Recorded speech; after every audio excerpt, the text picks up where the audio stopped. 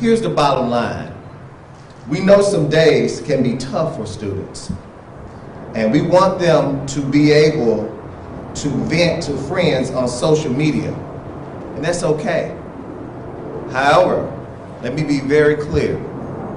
School threats of any kind will not be tolerated. School threats of any kind will not be tolerated. We've learned just this year, I'm excited to say we've decreased in school threats. However, the last couple of weeks, we've seen a bump in school threats. And what happens is it has a tremendous impact on student attendance. Of course, that correlates to academic achievement. We need students in school every day, and school threats prohibit us from having children in school. So let me be very clear.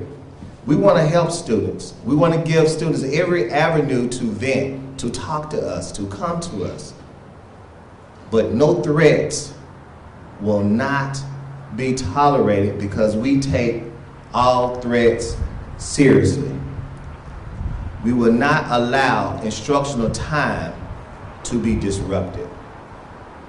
So, our top priority is to keep students safe, and we will do so. So, I have Mr. Sean Page. Is Sean here? Sean, can you talk about some activities that we will do over the next few weeks, and some his staff to join them over here. We have our members from our student equity enrollment department, social worker, managers, psychologists, supervisors. Just talk about supports that we have for our students. Mr. Page. Mr. Page is the Chief of Academic Operations and School Support. You took my old position, Sean. All right, thank you. Good morning. So, as Superintendent Ray said, safe schools are also supportive and nurturing schools. And in order to address bullying, harassment, and threats, our district is implementing social and emotional learning and ACEs, which stands for Adverse Childhood Experience Training, with all of our teachers and principals. And over the next several weeks and months, we're going to continue to have professional development for all of our teachers and principals so they can support our students. Next week, we will have a PowerPoint where all of our students will know what bullying is, what threats are, and how it is unacceptable in our buildings. So as Superintendent Ray mentioned, we have a whole team of professionals who support our students and our work every day. And this includes our school guidance counselors, our mental health workers, and our school social workers. And these people work collaboratively to provide that targeted intervention and support to our students. And at this time, I would also like to introduce Chief Darling, and he will share with us how we partner with our community organizations, such as the Memphis Police Department and the Shelby County Sheriff's Office. Good morning. I'd like to welcome our law enforcement partners here who work very close with us in addressing the issues of dealing with our students who have social emotional problems. Not only that, but who have issues in the community, and they bring them to our schools.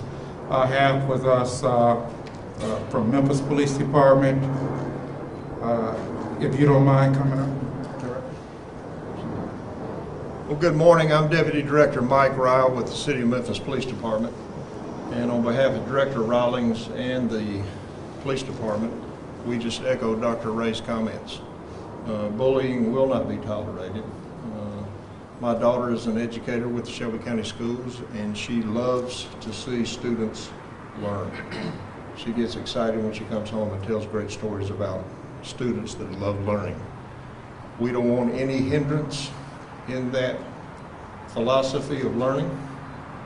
And when individuals bully to the point where it disrupts that, we get very active in that investigation swiftly. Like Dr. Ray said, that some of these students need help, and we can open that door to offer that type of help and counseling for individuals that have some issues that they need to deal with. But direct bullying that hinder the flow of learning, the Memphis Police Department is going to be a very strong partner in Dr. Ray's message, and thank you so much. Our other law enforcement partner who works very close with us, Sheriff Bonner. Good morning. As you know, the Shelby County Sheriff's Office are in 18 schools throughout Shelby County school system. We provide school resource officers for those schools. In doing that difficult job that these young men and women have to do, they are provided training through the Sheriff's Office to recognize students that are in trouble. We encourage students to go to these school resource officers, tell them what's going on in schools. As Dr. Ray says, threats are disruptive. However, if there's the need for information to be passed on to law enforcement, we highly encourage our students to download our Sheriff's app. There's a way that you can submit threats anonymously, and you can get that information to law enforcement officers. We do not want to disrupt school. We're hoping that our students will take this message seriously, because it takes away from what other duties that we could be doing, providing protection for the community. So again, we encourage the students to provide the information, but let's be serious about this. As Dr. Ray said, we do not want to disrupt the school systems. Because this is a issue that is in schools and in communities nationally, we are very fortunate to have our departments, our federal partners here. We have the Secret Service and the FBI, and they'll come in and say a few words.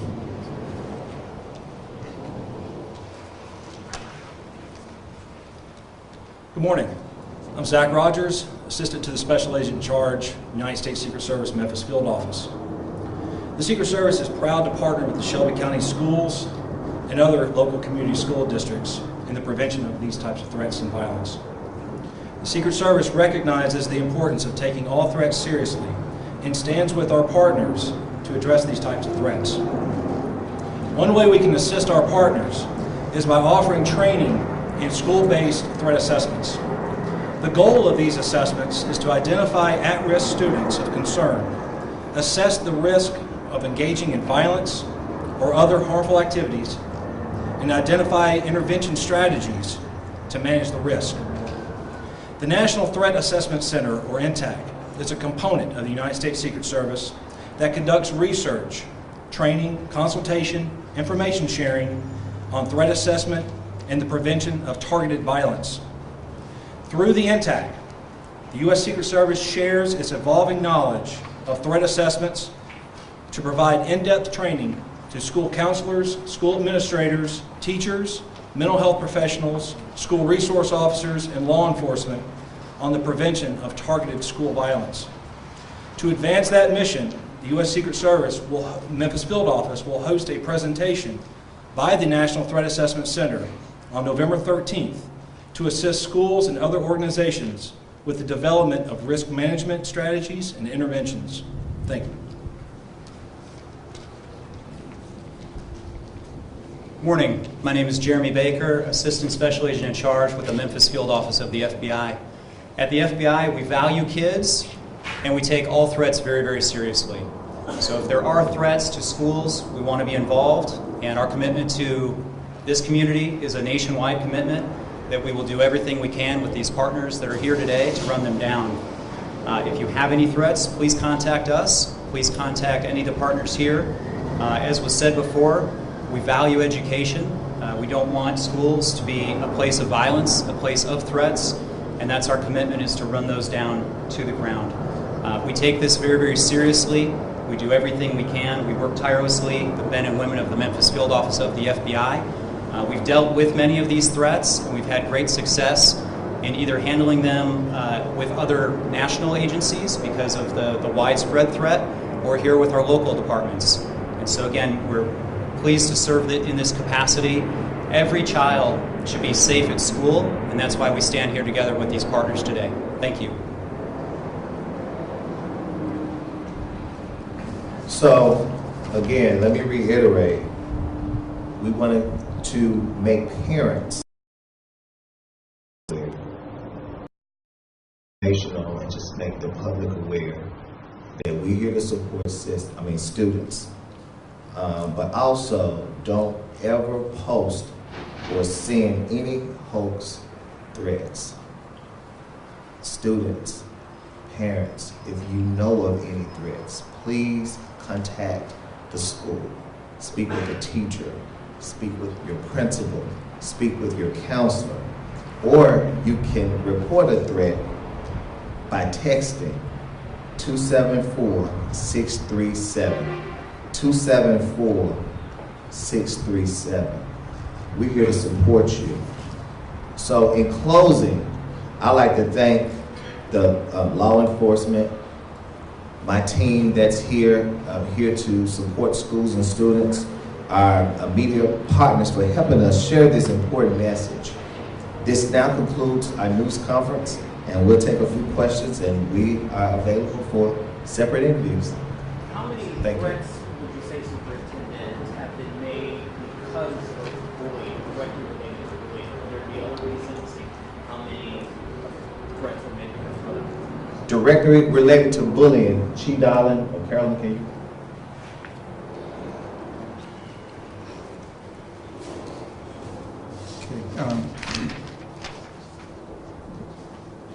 Directly related to bullying, and we would say in the area of about 50 to 60, but we want to make sure we can give you those numbers as we calculate them according to how they're called in. So we'll give those to you at a later date.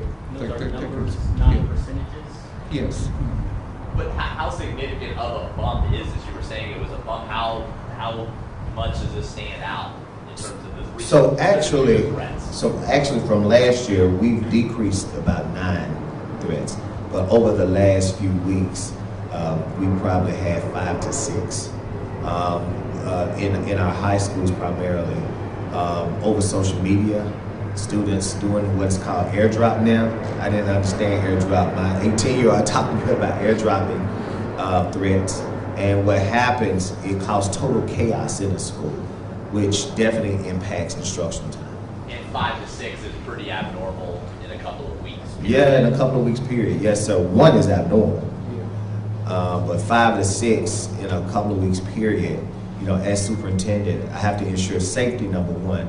And then number 2, my job is to have our teachers and principals focus on instruction. Considering you've got the FBI, the Secret Service, what does it say about how seriously you all are taking this? One thing we're doing is we are partnering together, brainstorming, and figuring out how can we better help our parents at home and just educate them, but also putting things in place to help our students.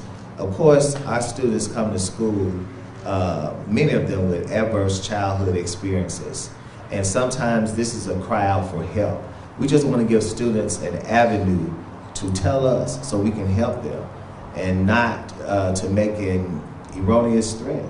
What kind of threats are we talking about? Shooting up the school, large fights? What kind of violence is being in these threats? Well, you know, anytime any threat disrupts the school and causes unsafety, or, you know, just we come into the school, that's a threat. In my opinion, we come into the school to do any kind of harm. That's a threat. Get into the minutia of that. Our students are sometimes afraid. Our teachers get alarmed because they're trying to calm students. However, you know, any threat we take seriously. Have students been arrested, and how many, and what's the punishment? So far this year, no students been arrested. No, sir. We've investigated every threat. So what we try to do is we try to give students the proper assistance and the help that they desire and they need. However, the time is now to make everyone aware that these threats are a total disruption to the educational system. And we are working with our law enforcement partners. Some of these threats are kind of a result from bullying. What are you guys doing to make sure teachers in the school Absolutely. So I'm not sure if it's a result of bullying. You know, we just want to give students an avenue. Sometimes most of the times we're finding out is things that's happening in the community and at home. However, we just want to give parents, make them aware to, hey, when students come to you, please let us know. And once we find out, we have dedicated counselors, social workers, psychologists, principals, and teachers to assist students. How has the district communicated with students across the last few weeks? Obviously talking to us, friends that message to parents, but what's it been like inside the schools and classrooms? Well, our teachers every day come to work, and they work so hard. They speak to students daily about, hey, if there are issues, talk to us. Our principals been made aware and tell students, and it's in probably every student handbook. We just wanted the public to know our efforts of working together for the betterment of children. Dr. Ray, what is the punishment that students could face for behavior? Well, up to 180-day suspension. I mean, this is a serious threat. However, we tend to try to unpack and get to the real hurt to figure out what's really going on. Because a student being suspended, you know, that's not helping them. That's a vacation. However, if we have students that's going to disrupt, you know, we will take a serious look at, you know, where it look and follow the code of conduct, but up to 180-day suspension. So Have you ever I know you were saying expelled- there were a lot of hoaxes. Last but- question. I know you're saying there were a lot of hoaxes, but in 5 or 6 in recent weeks, have you deemed all of those credible? All threats we take seriously, and they're credible until we investigate it. But we found no merit in the threats. So parents, community, please help us help our students. This is what we want to do. This is National Bullying Day. We're wearing our orange. We're wearing our orange in support of our students in this community. We need them in school. We need to focus on instruction. We want to be the best school district in the nation, and we need everyone to help us. Thank you so much. You can share additional